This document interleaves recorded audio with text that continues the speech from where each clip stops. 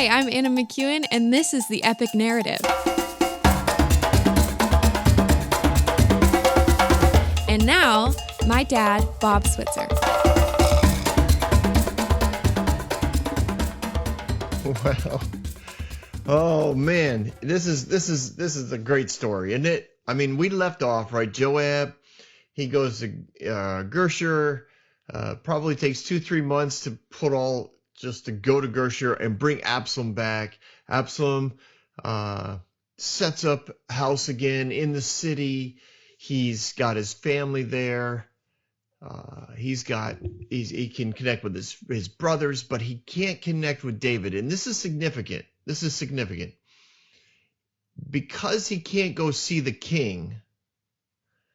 It means that he is royalty in name only. Does that make sense? Like it's like he has a title, prince, but everyone knows that he actually can't do anything because he doesn't have the right to see the king. And so for 2 years, he has this churning within him. Now, I'm sure when he first arrived, he had a lot of people he wanted to connect with. Remember, he'd been gone about 3 years. People want to know where he's been. People want to know how it was. I'm sure he had discussed some things with his brothers. I mean, he killed one of the brothers, right? The crown prince, Amnon. But they probably also understood because Amnon had raped Tamar, and that's a big deal. Like those are family violations that within that culture it was kind of like, well, David didn't do anything to Amnon, Absalom had to. And the brothers who were all present, remember all the brothers were there when he had Amnon killed. They get home from that little adventure. And now they've spent 3 years, brothers in not isolation. Brother is in exile, 80 miles away. He's, which basically in today's world, like that's the other side of the world almost. Like you don't travel 80 miles. It takes, weeks to get there. So no one's seen him. They probably hear things from him.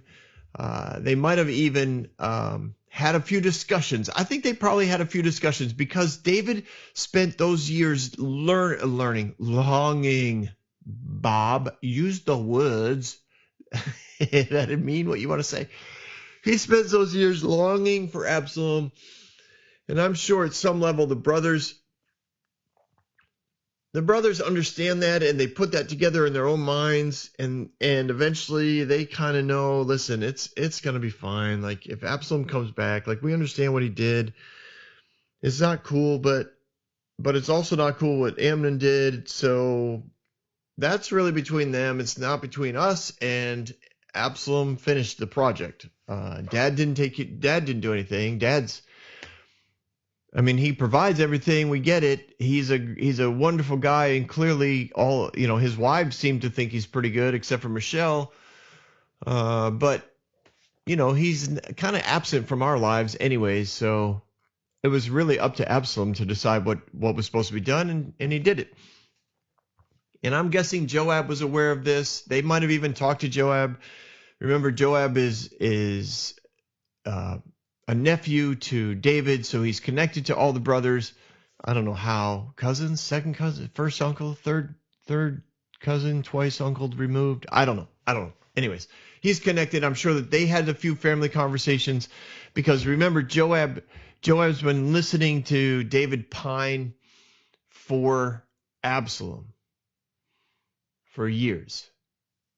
And he finally puts it all together. I've got to find a way to bring Absalom back because David really wants him. And I know the brothers are going to be fine. So Absalom shows up. And for 2 years, probably, well, maybe even for the first year, he's at first having dinner and connections with his brothers and his cousins and his nieces and nephews and the royal family. And everybody's, well, what are you going to do? What are you going to do now that you're back? What are you going to do now that you're back? I don't know. Like, I need to get in to see Dad.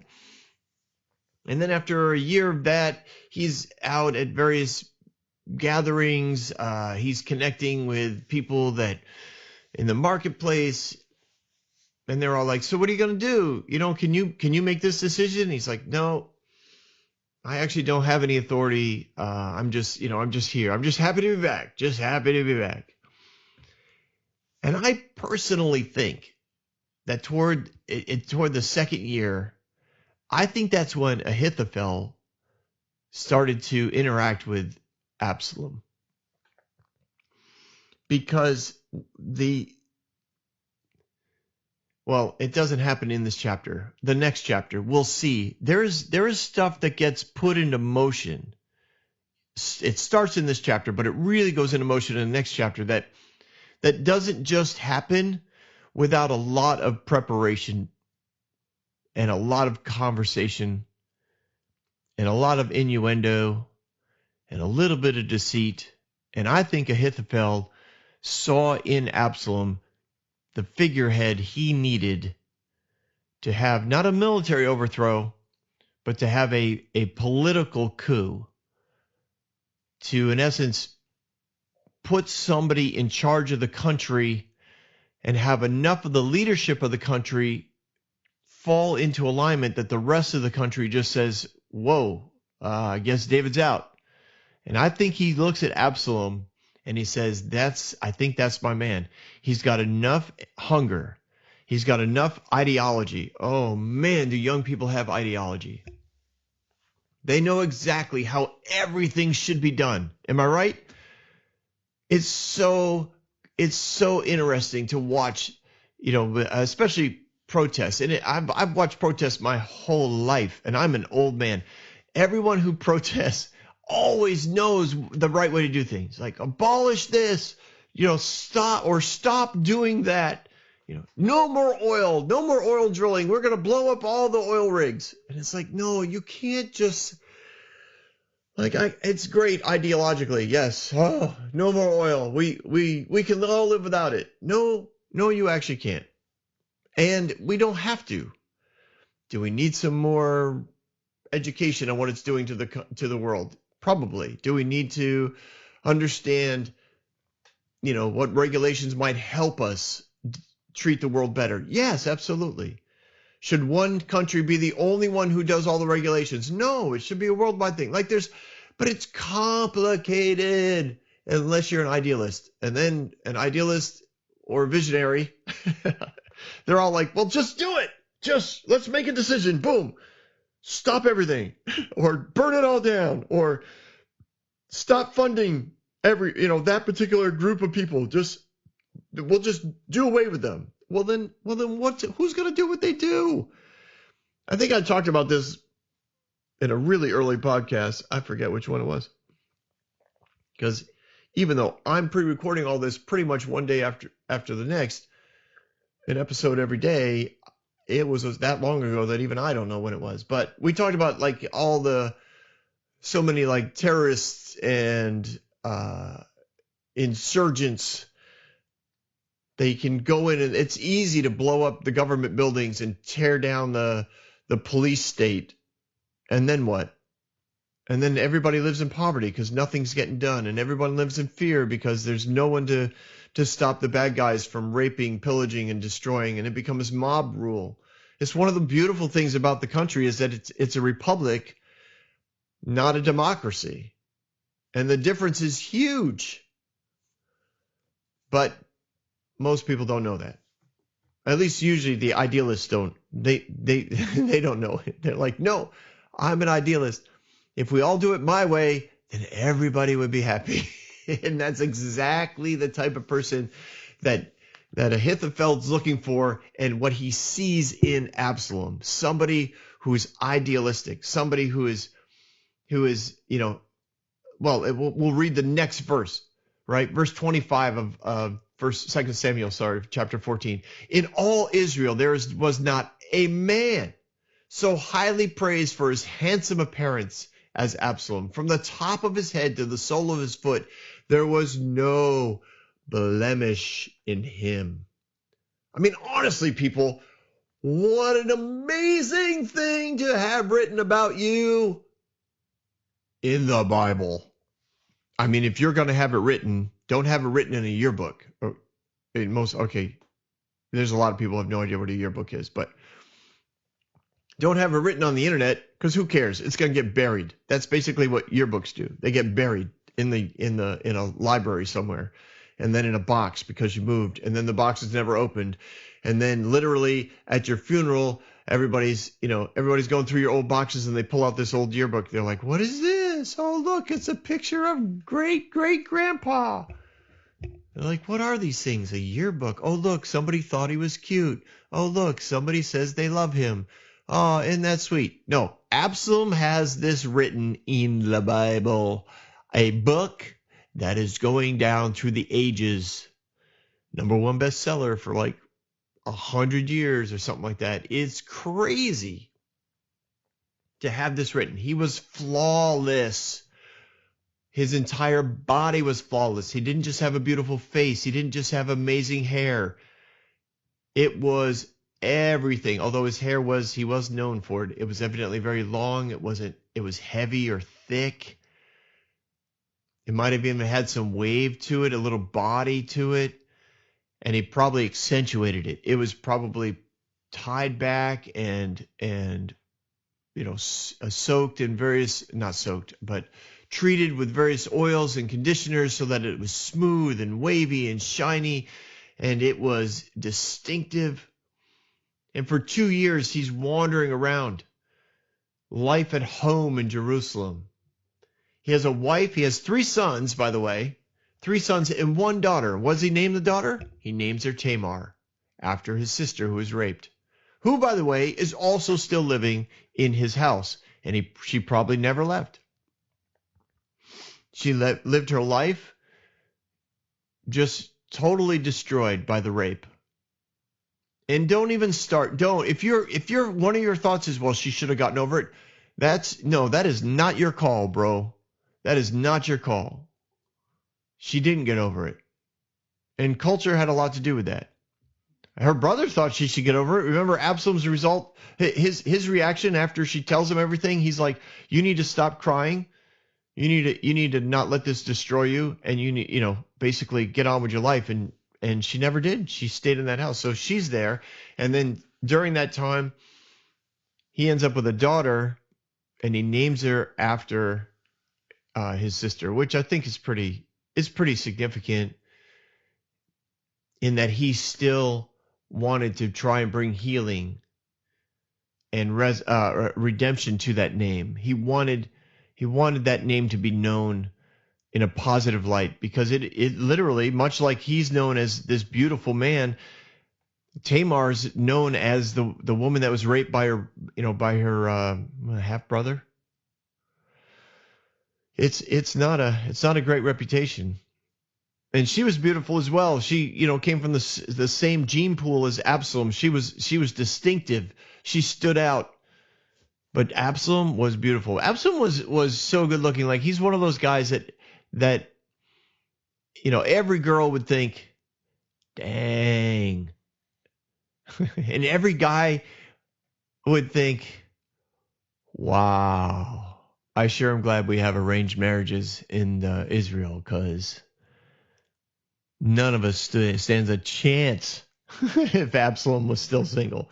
There's not a chance. Every girl would remain single in the desperate hope that he might choose them. Absalom's the type of guy that could have, he would have had dozens of wives just volunteering to be with him.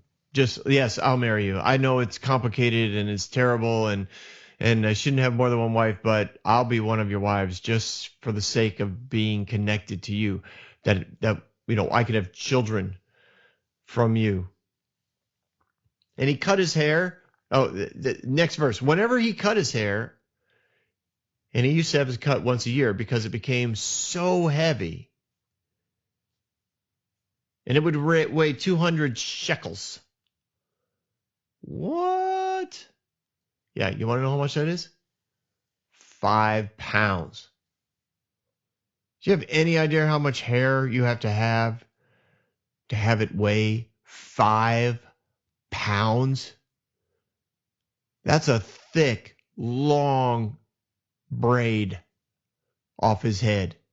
And it grew that way every year. Every year. And I have I get the sense, given who he is and what he do,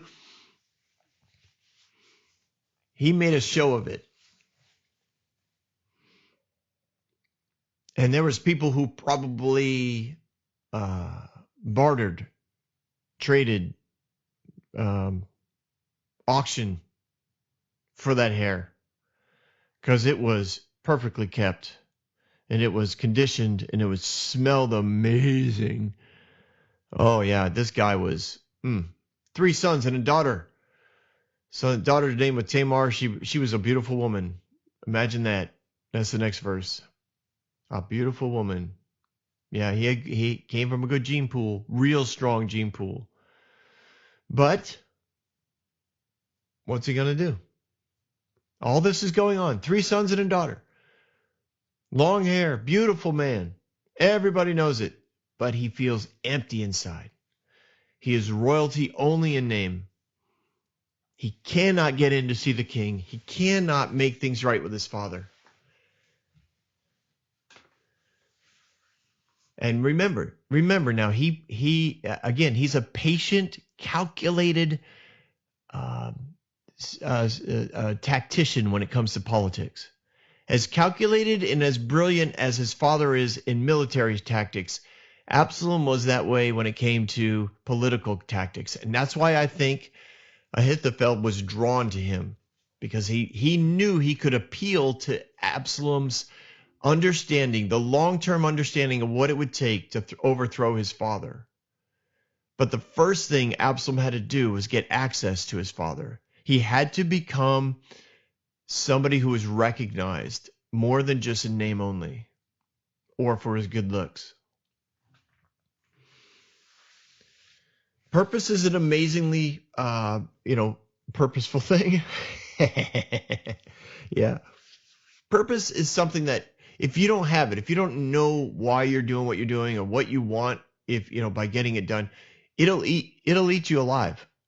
I've seen people like this. They don't know, they're going through the motions, but they don't know why. They're going to church. They don't know why. They go to their work. They don't know why. They're like, what am I doing this for? Why am I here? Nobody cares. It'll self-perpetuate you into such a tailspin.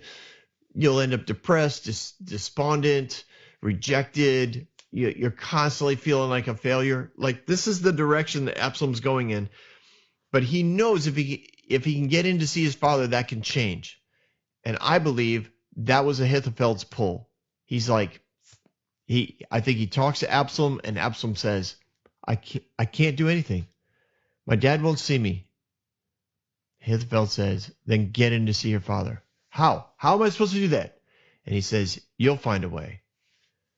So he does.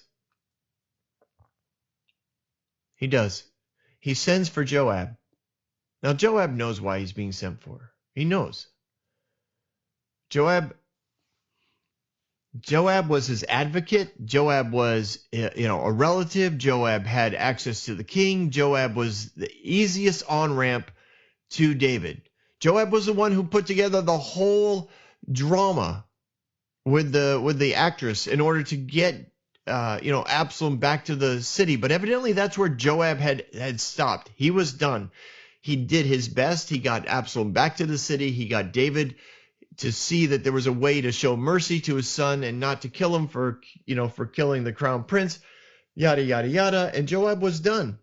And Absalom's like, he's my best bet. I need to reach out to him. So he reaches out to Joab. Joab doesn't come. Now, I don't know how long he waited.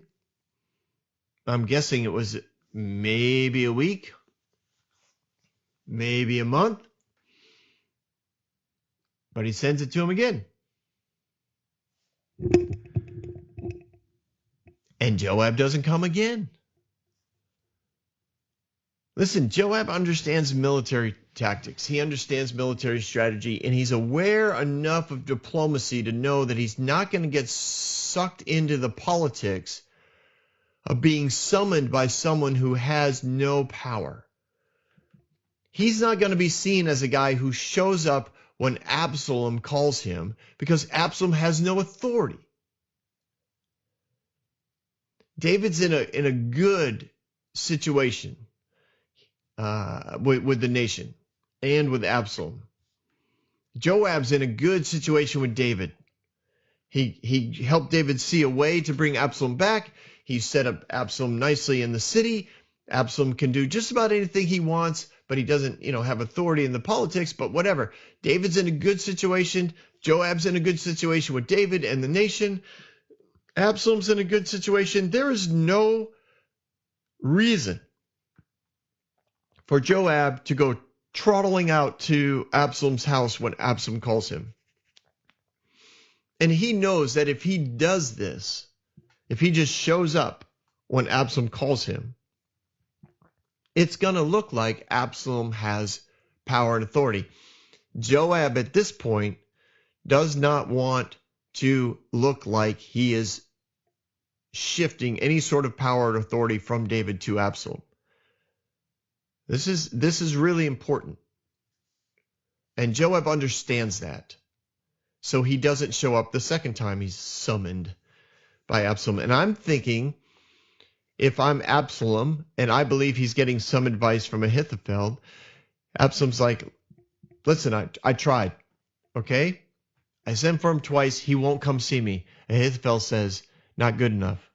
Find a way to talk to Joab. Joab can get you in to see your father. Absalom's like, Joab knows I have no authority. I have no way. I have no weight. My words mean nothing. I can command him. I can demand him. I can't. If he doesn't come, if he doesn't want to come, he doesn't come. I've waited and waited. He still won't show. I'm hoping, maybe we'll run into each other at the market. Nope, not good enough, Absalom. Come up with a different plan. So Absalom's out in the fields. His fields are doing great. He's making lots of money. He looks over and he realizes that Joab's fields are right next to his. And the barley is about ready to be harvested. He thinks, I know how I can see Joab. And he tells his servants, light that field over there on fire. Now, they're right next to each other. So it has to be one of those fires that, everyone knows it's not actually going to burn down the whole nation. I don't know how it was divided, if the roadways were there, if there was water around it, there was something going on. Absalom would not have lit the fire, the field right next to his on fire if his field would have also burned. There was a difference. There was something going on here physically that he knew I could burn Joab's field and that'll get his attention. So they set it on fire. Smoke is billowing. People are yelling. There's servants of Joab's servants that are running out of the fields because the barley's being burned. They're trying to put the fire out. They probably are putting some of it out. They're digging holes. They're throwing dirt. They're splashing water. They're cutting a fire line, so to speak. There's all kinds of ways that they fight this. There's lots of activity. And of course, Joab shows up. Why? Because he gets a message wherever he's staying from one of his servants. The barley field's on fire. You need to come down right away. He rides down there. And when he does, he sees what's going on and he realizes, all right, this was not it. These things don't just spontaneously catch on fire. And I'm guessing there were servants around that were like, Absalom's servants came and lit the fire. They came running over and lit the barley on fire. Well, who told them to do that? Oh, Absalom. Absalom told them. I mean, everybody knew Absalom. He was the best looking guy in the country, written down for all of eternity. Everybody knows who Absalom is. Everybody knows what he looks like. So Joab goes to Absalom's house. He goes, why'd you set my fields on fire? Why'd you tell your servants to set my field on fire? And again, this is a one sentence version of an entire conversation, because I'm sure when he showed up at the house, he was probably greeted nicely. Joab, okay, everybody knew Joab too. It's an honor to have you here. The servants bowed to him. They washed his feet. And in that culture, hospitality is huge. It is the essence of who they believe God is. Even to this day, if you show hospitality, you show it to everyone, including your enemy. It's not unusual in the Middle East that during warfare and during battles, that if you come upon an enemy and you need a place to stay, they will give you a place to stay. I mean, remember, even David went to the Philistines when he needed hospitality. He needed a place to stay, and he goes to the Philistines because he's like, this could work. And it turns out he realized this isn't actually going to work. I probably should not have showed up with the sword of Goliath on my back. So that turned into that situation. But generally speaking, there's a level of hospitality that is much deeper than that of the United States. It might be something close to the stereotypical Southern hospitality. So they take off his shoes, they wash his feet, they give him a nice pillow, they bring him drink, they let him know we're going to go get our master, and Joab takes all of this. He's not impatient, he's not angry, he knows what's going on. And he waits, and in comes Absalom, and Absalom sits down at his little place on his big pillow, and he's like, Joab, it's a pleasure to have you here. And Joab, after Absalom speaks, Joab can speak, and he says, why did you have your servants set my field on fire? And Absalom says, oh, look, I sent word to you. I asked you, to come here so I can send you to the king and ask the king a question. I sent for you. Maybe you didn't get the message, both of them, because I sent twice. Because you see, I have a message from my father, and I want you to deliver it because you actually have access to my father anytime you want. I don't. I'm not allowed to see my father. I'm not allowed in the presence of the king. But I'd really like to be. So I'd like to ask you a question. And I'm asking him this question as well. Why have I come from Geshur? It would be better for me if I were still there. I want to see the king's face. If I am guilty of anything, let him put me to death. Now he's asking this of Joab, but he's asking Joab to ask the king the same questions. Why did I come here from Geshur? It'd be better if I was still there. If I'm guilty of anything, then put me to death. This is crazy. Do you have any idea of the guts that this takes? Because he's saying, listen, I'd rather live in exile because at least there I had some authority. At least there I was connected to my mother's father, right? His maternal grandfather. I had some authority. I was part of the royal family, but I had some authority. I was gaining in popularity. People liked me. People listened to me. I come back here, I got nothing. It's a waste of my time. He's literally saying it's a waste of my time to be with my wife. It's a waste of my time to be here with my children. It's a waste of my time to be connected to the brothers. I'm done here. If I can't see the king, I'm done here.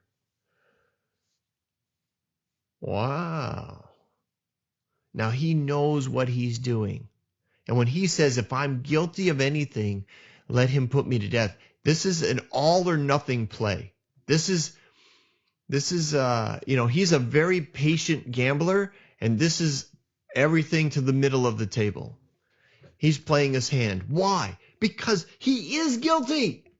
Remember, he killed his brother. There's no doubt. Multiple witnesses, as well as, Jonadab, who knew of the plan before it even happened.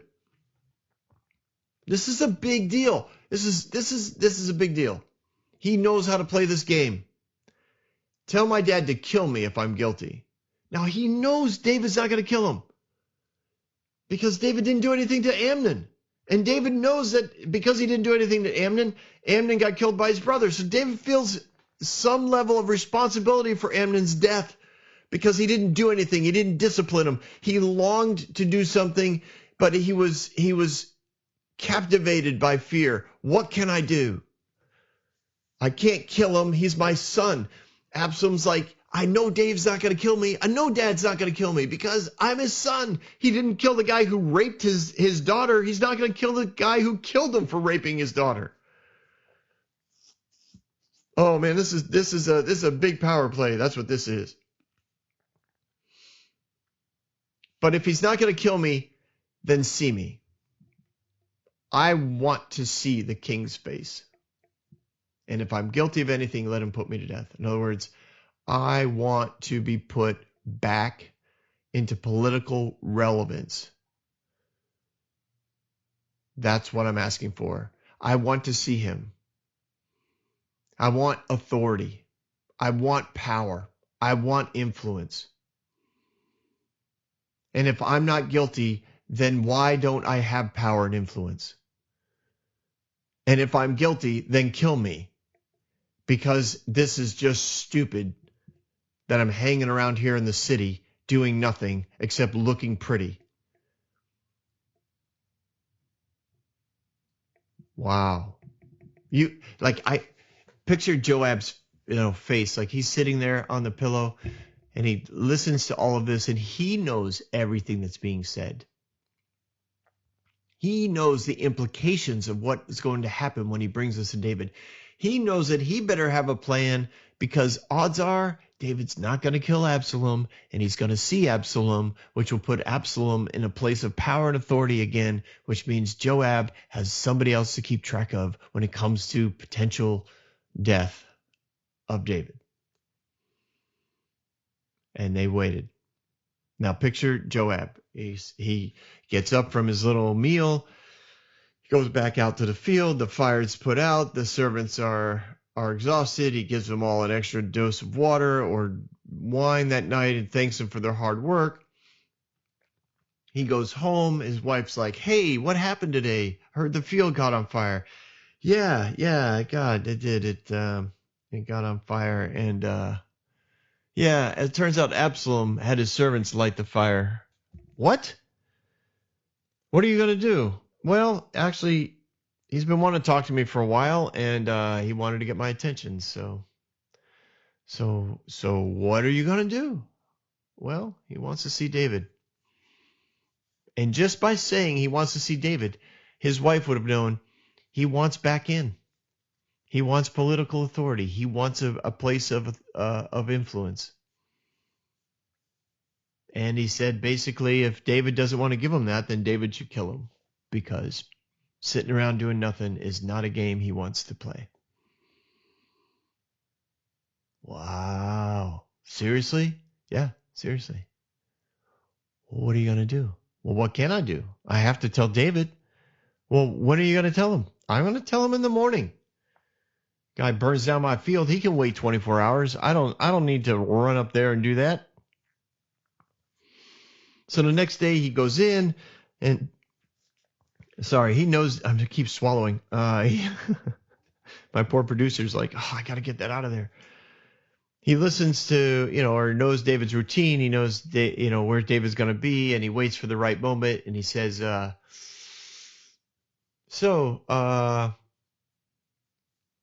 David, I talked with Absalom yesterday. You did? Yeah. How is my son? He's good. He's good, actually. Yeah, his fields look good. That's for sure. Better than mine currently. Yeah. What happened to yours? Well, there was a little fire, but we got it out. No major damage, but yeah, Absalom's fields look good. He looks good too. Man, honestly, he is probably one of the best looking guys I've ever seen in my life. David's like, ho, yeah, he is. Yeah, he takes after his mother, but he is a good looking guy. I had something to do with it. Oh no, David, for sure. I mean, you're a good looking guy, but no, your Absalom is like, he's stunning. He is.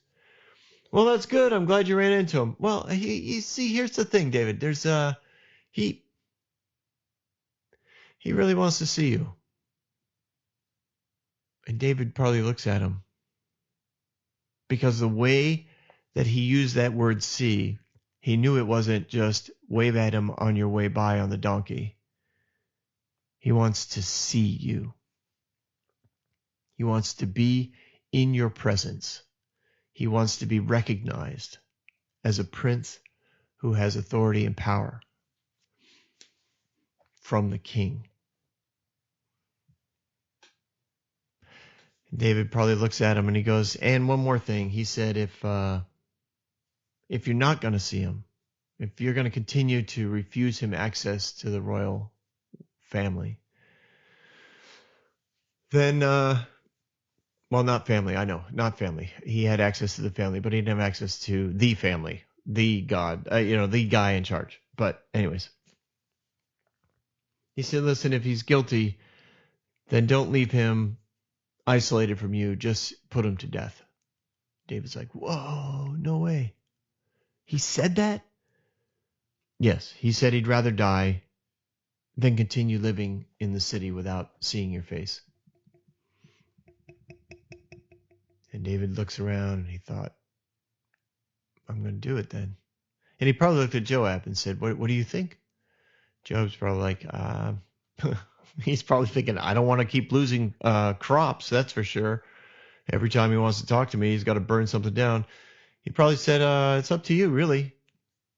I mean, I don't think any of your sons are going to be upset if he comes back into the fold, the political end of things. I think everything will be fine. I don't think any of your wives are going to be upset, except for maybe, Amnon's mom. But you and I both know that he raped Tamar. I mean, there's no way around that. And without you doing anything to discipline him, you kind of forced Absalom's hand on this. So I don't think he's guilty. I think everybody would be fine with it.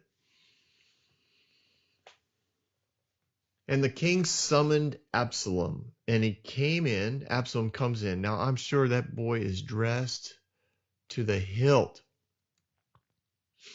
because he's all about the show.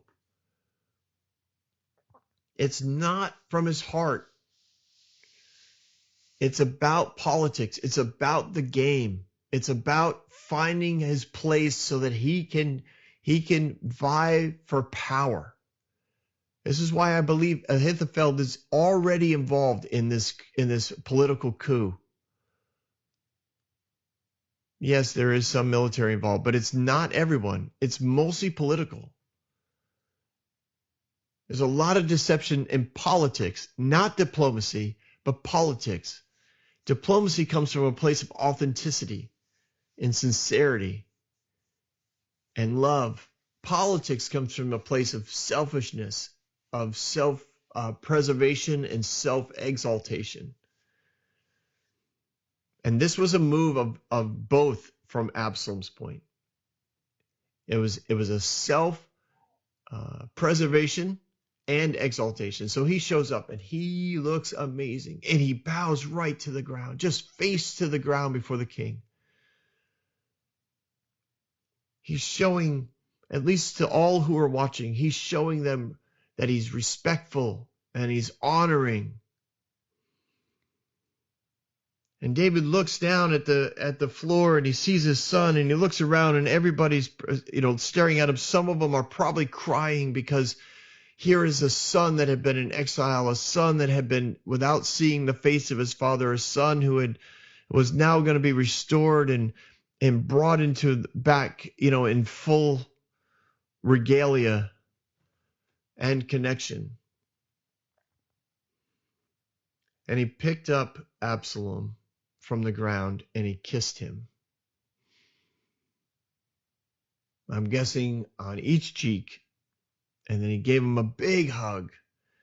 And in my mind, in my little beady little movie that goes on in my brain, like the whole courtroom, the whole throne room erupts into applause. Everybody's excited. Oh, the family is fully restored now. Everybody's back. Absalom's been forgiven. And the concept of reuniting and resurrection and restoration, all those themes of heaven it looks as though all that's happening. Now, I don't think it is what's happening because Absalom's there without sincere motive, but he plays on all the things that he knows God loves, and he knows how much his dad loves God and the principles of the kingdom, and all this is what he invited his father to do, and his father did it just like he predicted, just like Ahithophel knew he would. And instead of seeing it as a good thing, he sees it as a weakness. And in essence, his first play, his first political move to take down David is to prove to himself how weak his father is. Because he would have killed Absalom if Absalom was king. He would have killed Amnon if he was king.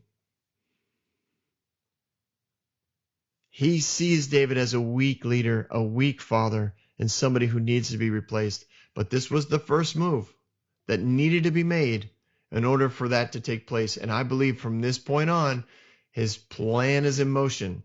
This is not flippant. This was not without purpose. Everything is in motion. And part of me wonders if Joab might suspect it, because he is a cunning, wise military leader. And I wouldn't be surprised if he looks around and starts to think, I think there's somebody else moving the pieces here. I wonder if Absalom is getting some advice. Because I'm guessing Ahithophel was part of this whole exchange. I'm sure that David went to Ahithophel and several of his other counselors and said, I'm going to bring Absalom in, and I'm going to bring him in. He's going to see my face, and we're going to give him authority again. And they probably all looked at each other, and Ahithophel said, that's a great idea. This will be a good thing for the nation and a good thing for your family. And David's like, awesome. So shall it be. It'll be done. And I think Ahithophel's going, perfect.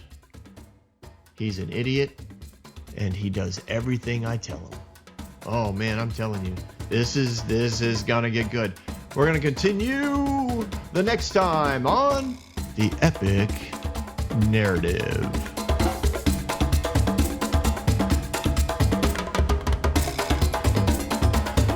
Hey everyone, thanks for listening. If you like what you heard, you can subscribe to this podcast on any platform you use. You can also reach out to Bob for questions or booking at thebobswitzer.com or email him at thebobswitzer@gmail.com. See you next week, guys.